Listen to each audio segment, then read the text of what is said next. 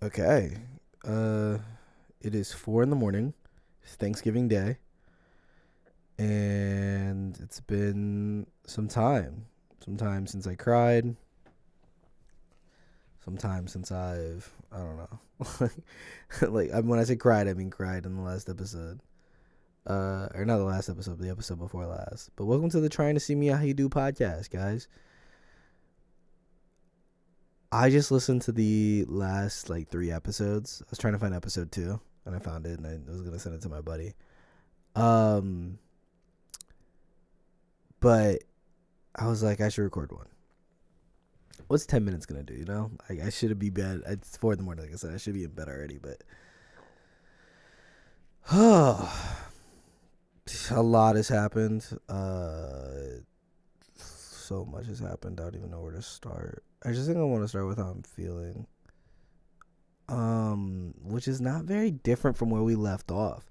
Which is ironic to me. You think that like there'd be a sense of like, oh, he's doing better, or he's been gone for 7 months or whatever. Maybe he like went and locked in. Nope. There's a lot of nonsense. A lot of nonsense. I think I'm healing right now. I'm kind of getting out of this like funk right now. Like what feels like a slump of like depression. And just acting out. And I cleaned my room today, and that felt like a really big step. I don't know if I've said this story in the podcast before. I always say things that I'm like scared because I'm like, oh, I have to go back and listen to every episode to make sure I'm not reiterating. Um, I had a conversation forever ago with a buddy of mine, and he said to me, we were talking about something of just how like the best way to get things started is just like take baby steps or whatever. And I remember looking up at him and being he was like giving examples. I remember looking up at him, and I was like going through a really bad depression at the time, like a really bad funk of like not even wanting to get out of bed. I remember looking at him being like taking a shower, because I was thinking the idea of like just taking a shower, like just waking up and taking a shower. That first step is like the getting you back on track. And I remember him looking at me and being like, "No, what are you talking about?" But like that was really important to me. I needed that. I really needed that at the time, to hear somebody be like, "Yeah, Shane, just get out of bed, take a shower, and you'll feel better and you'll be better." Um, I think what I want to talk about is like losing hope, because I'm losing a lot of hope, honestly, right now. I don't know where reality begins, or like I say reality, but I mean my knowledge of myself and my feelings, like where one starts and where the other ends. I'm losing a lot of hope in myself of me ever just being a consistently grounded, well off person. I think I compare myself way too much to the people around me. I think I um am so like caught up in my own insecurities and flaws that I just like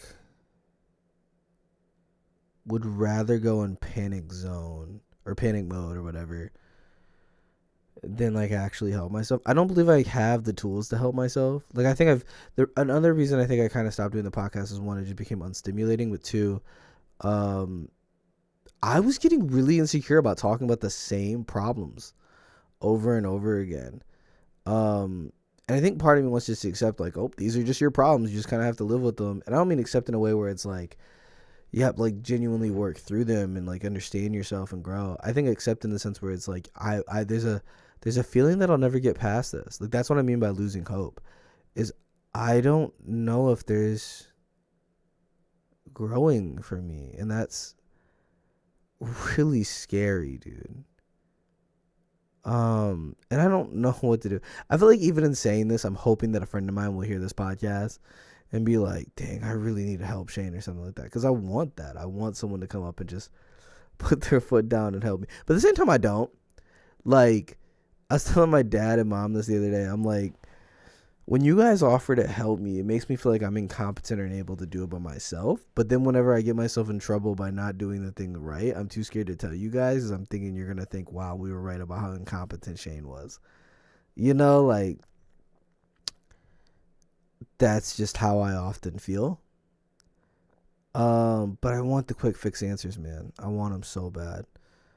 Um, Trigger warning. I don't even know if I can say this. Like, this is gonna be bad, but I've definitely thought about use TikTok language here. I've had unaliving myself thoughts.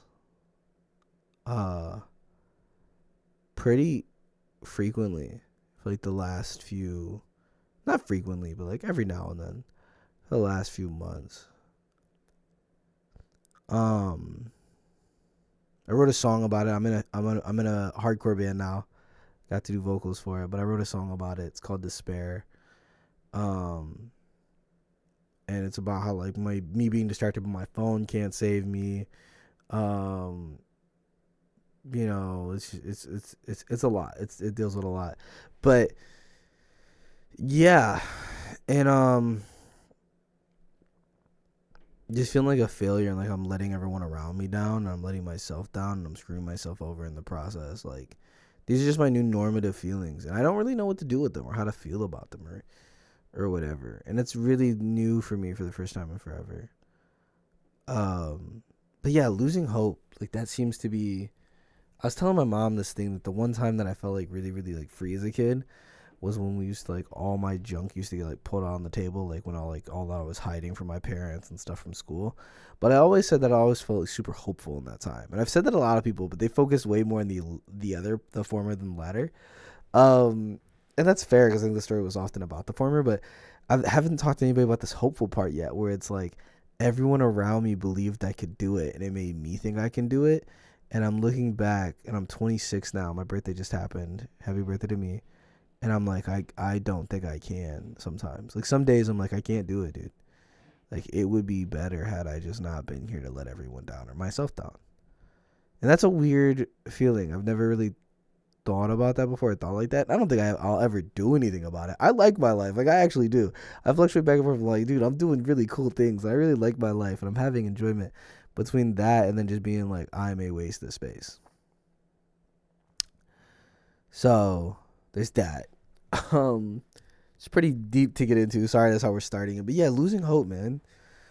Just losing hope in myself and my future. I feel like I'm gonna be 55 and just upset and bored and sad and like empty. Like I feel like I'm gonna lose a lot of stuff, and I'm just like that's scary. It's very scary. I lost my grandma recently, and something's been bothering me about that, man. It's like I felt like I spent the last few years of her life kind of distancing myself from her, and I don't think it was like intentional, but I think there was a part of me that was like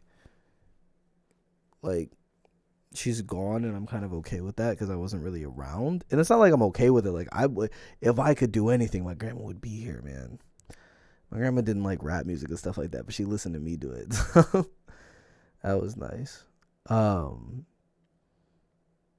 but I think I'm just worried about my family as a whole. Like I feel like my family doesn't heal from things. I think my not to put my whole family's business out there because I usually try to keep this about me, but about me and my experiences. I'm just catching y'all up. We just talking. We talking about life, right? Um, I think my family feels kind of weird right now. Like home life is a mess, and honestly, I'm kind of sad because I feel like we're putting a lot on my mom to like keep it all together. And she's trying to figure herself out and work on herself and stuff like that.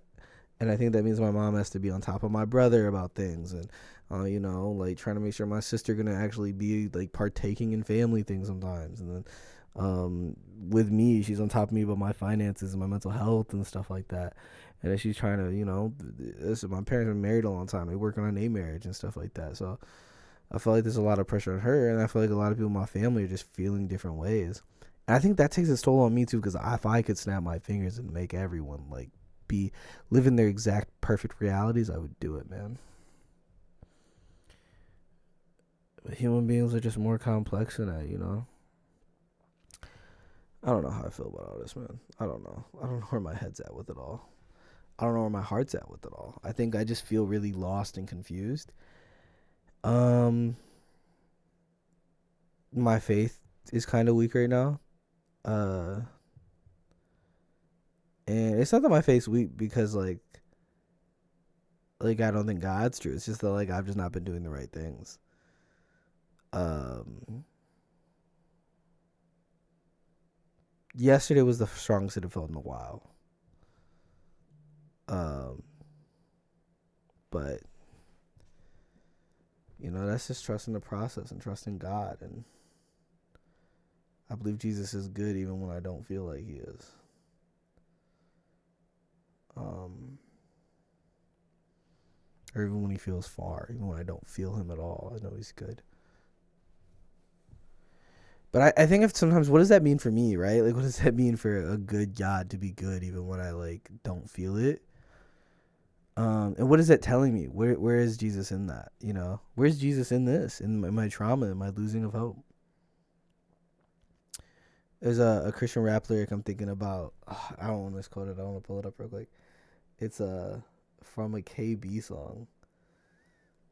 Shout out KB. It's from gosh, had to be 15 or something when that song came out. I was young, man. Which is so funny, dude. I feel old, bro. Anybody else feel old? I'm only 26. So I know I'm not. But there's a song called is it Calling You?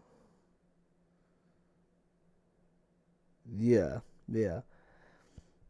So the context of the song is that KB is just going to his buddy's house, who also is about to unalive himself, and so now he's standing he just heard from his buddy yell from his bathroom door that he's standing outside of, and so this is the beginning of verse 3. He says, "No, I have a word, not a story, not a verse, but the silence. I'm trying not to make this worse. I pray, I Googled a search, nothing from school that'll work, but I grew up in church, so what do? Just fell to my knees and I started to blur. I don't understand this, but you've been looking to the weed and them dancers. Don't be calm by the yay, nobody in the West got the answers."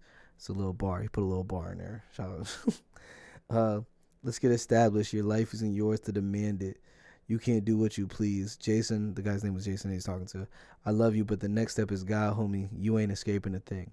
So that's like kind of the whole setup. This is the part that I actually think about very often. He says, Jesus, he wanted to die in that garden, acquainted to man in his sorrows, but he kept up the fight because he knew joy, it was coming tomorrow. I think about that lyric often, right? Like this idea of Jesus, like in the Garden of Gethsemane, like, please let this pass through me, or like, what do I gotta do? Like, get me out of this type vibe. And I like the way he phrases it. Jesus wanted to die in that garden. Like he wanted to die in both ways, right? In the sense of like, take on the sins of man, like let the Lord's will be done. But at the same time, he's like, if anyone else can bear the worst thing ever, which is the full wrath of God on the cross, like take it away from me, Excuse me, sorry. But I think about that fear, but also the hopefulness in that. Like there's a hopefulness in it because he says, but he kept up the fight because he knew joy was coming tomorrow. And I'm like, how do I perceive that? How do I understand that? Where do I see joy in tomorrow if that's a battle for me?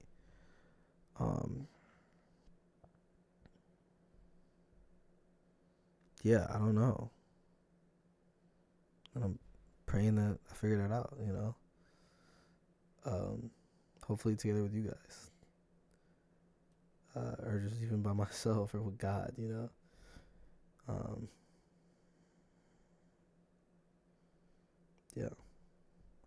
I've probably done this prayer before, but I always try to close these out with prayers. I actually turned this into a song that has never been released, and maybe one day I'll get the courage to drop it if I can find the beat again or whatever. But this is Saint Ignatius of Loyola. This is a Catholic guy. I'm quoting the Catholics now. Don't freak out now. It says, "Take, Lord, receive all my liberty, my memory, my understanding, my whole will, all that I have and all that I possess. You gave it all to me, Lord. I give it all back to you. Do with it as you will, according to your good pleasure.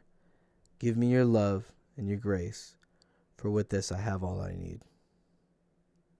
Thank you guys for listening.